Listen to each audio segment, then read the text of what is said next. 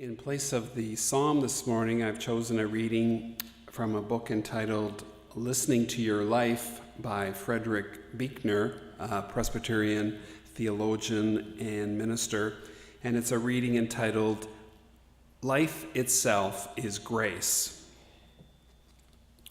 I discovered that if you really keep your eye peeled to it and your ears open, if you really pay attention to it, even such a limited and limiting life as the one I was living on Rupert Mountain opened up onto extraordinary vistas. Taking your children to school and kissing your wife goodbye. Eating lunch with a friend. Trying to do a decent day's work. Hearing the rain patter against the window.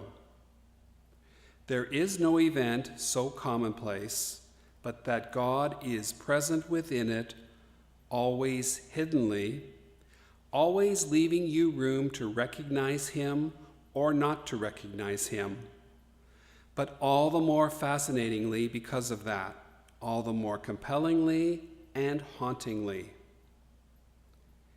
If I were called upon to state in a few words the essence of everything I was trying to say, both as a novelist and as a preacher, it would be something like this. Listen to your life. See it for the fathomless mystery that it is, in the boredom and the pain of it, no less than in the excitement and gladness. Touch, taste, smell your way to the holy and the hidden heart of it, because in the last analysis, all moments are key moments, and life itself is grace.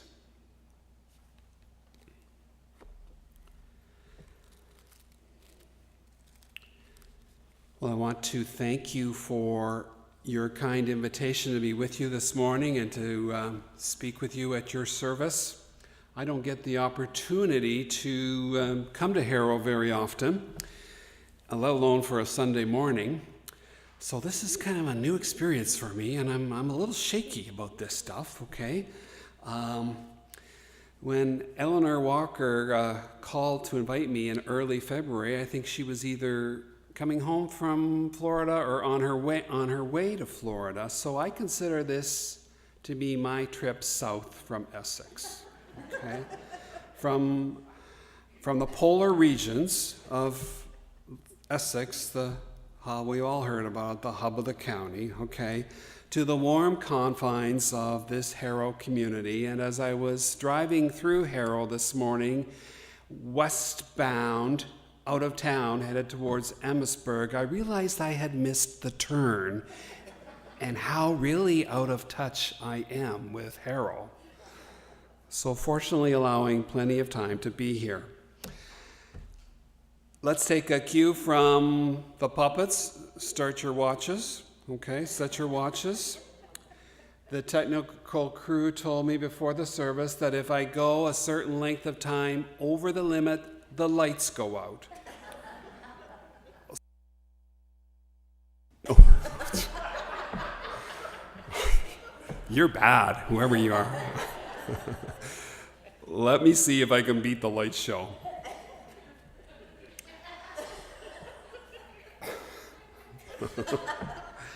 I'd like to really begin this morning by taking a cue from my miscue this morning driving here. I'd like to begin by sort of locating ourselves in time and space, sort of a GPS, if you will. Here we are, nearly at the halfway point of spring, a season which has tugged us back and forth between winter and summer, temperature change and weather conditions. Did you get snow here earlier this week? Snow flurries? Okay, we're on the same page. We're even now, you, Essex and Harrow, okay. We are 10 weeks past Bell Canada, the day that Eleanor called me, February the 12th, 10 weeks past Bell Canada's Talk Day, where they were encouraging us as Canadians to look at the issue of mental illness in Canada. 2 out of 3 Canadians suffer from a mental illness in silence. Depression, the common cold of emotional disorders, in cases of depression, only 50% of people get diagnosed by their doctor when they see their doctor. Only 1 in 4 people who have a depression get it treated. We are 2 weeks from tomorrow and the bombing that took place at the Boston Marathon, and the hurrying that all of us did to try to make sense of that, to understand how and who and why. And on a personal note, looking back at my past week, I've just finished, I think, the busiest week of the year in my private practice. I've had more people in this week, more people overwhelmed, exhausted, stressed to the max, dealing with a marriage or a family or a work issue. Why is that at the end of April? But what a hopeful sign that people can reach out for help versus avoid or turn away or be paralyzed. Okay. Enter a voice from a different space and a different time zone, the ancient Greek philosopher Socrates, who, while on trial for encouraging his students to think for themselves and challenge the accepted beliefs of the time, gave a speech in his own defense, and who was reported by his student Plato to have said, "The unexamined life is not worth living." Wow, what a statement. The unexamined life is not worth living. Perhaps more than ever, perhaps there is no time better than April the 28th. Okay, I'm really not oriented in time and space, to really look at that and see how it applies to our lives. Examining, according to Webster's, to inspect or to observe closely. Like the elderly gentleman I ran across in No Frills in Essex a few weeks ago. He was hunched over a meat freezer. He had a round piece of glass with no handle on it. It was a magnifying glass. What do you call those things? Magnifying but with no handle. What is it? But a monocle? Yeah, he had a big, but it had no handle on it. And he was peering into the meat freezer, and he turned and looked up at me and said, "I don't see very well." Have you ever seen more people in grocery stores looking at products, the containers, with quizzical looks, reading the ingredients, examining as a way of inspecting or looking closely at? Secondly, examining as a way of testing the condition of. My wife told me several weeks ago that the back tire on our truck was flat. I forgot, and I drove the truck to Leamington, and I wondered why the truck was swerving along the highway until I got to the gas station in Leamington, and I tested the condition of the tire, and sure enough, it was flat. I ought to be doing more self-examination. And thirdly,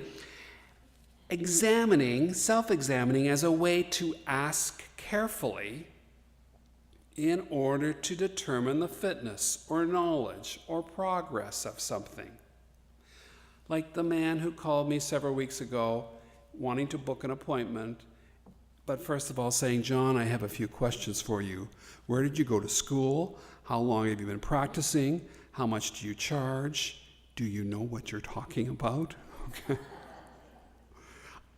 Took me by surprise, but kind of good in a way that people are asking questions and examining the people that they're going to see. Why is it, do you think, that we do not examine our lives more closely, if ever at all? I wonder.